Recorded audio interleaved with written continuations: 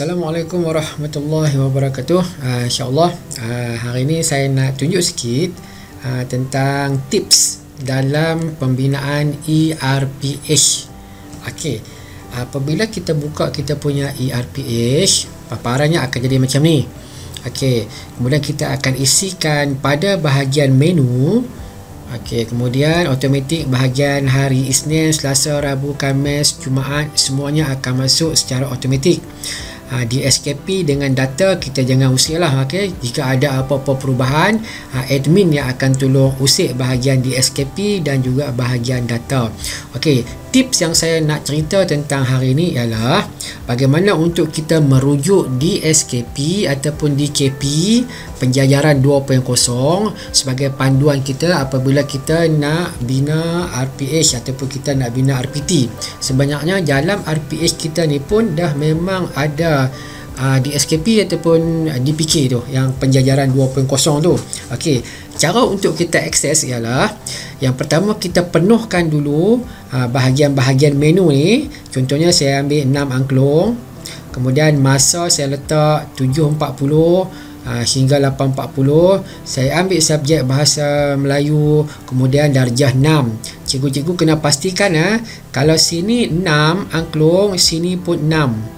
Okey, kalau kata kita ambil di sini tahun 4 Nafiri, kemudian masa 7.40, yang ni 8.40, subjek kita ambil contohnya ni bahasa Melayu, sini pun mesti nombor 4. Okey, sini pun mesti nombor 4 merujuk kepada 4, tahun 4. Okey, yang ni 4, yang ni 4, yang ni 6, yang ni 6. Kalau kita tersalah klik nanti, okey, ada item-item tertentu nanti, contohnya macam DSKP, SK dengan SP dia tidak related ataupun dia cari nanti dia tak jumpa. Okey, contohnya kita dah isi hari Isnin 2 kelas tahun 6, kemudian tahun 4. Okey, kita pergi ke menu hari Isnin.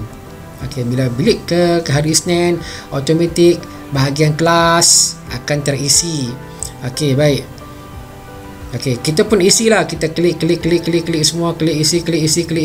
Okey, cuba tengok bahagian standard pembelajaran. Okey, yang lain tu semua berwarna putih, tapi bahagian standard pembelajaran dia berwarna kuning, kemudian ada garisan dekat bawah tu. Okey, kalau kita bawa kesil kita, bawa mouse kita, letak dekat bahagian standard pembelajaran, okey, akan keluar satu link gg.dg dpks rendah. Okey, kita klik link ni. Klik link, kemudian kita akan dibuka dengan satu lagi tertingkap. Okey, ini adalah folder-folder yang menempatkan DSKP ataupun DPK penjajaran 2.0. Okey, kalau kita tengok dalam ni ada 1.0 dan juga ada 2.0. 1.0 yang lepas punya. Okey, yang tahun 2020. Okey, yang 2.0 untuk tahun 2021. Okey, kita klik penjajaran 2.0. Okey, dalam ni ada tahun 1 sampai tahun 6. Kemudian ada untuk pendidikan khas. Okey, tadi saya tengok tahun 6. Okey, klik tahun 6. Okey, lepas klik tahun 6, semua dah ada di sini lah.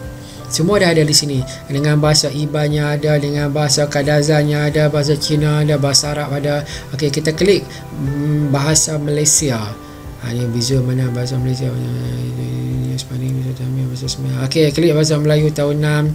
Okey, klik bahasa Melayu tahun 6. Oh. Okey. Okey, inilah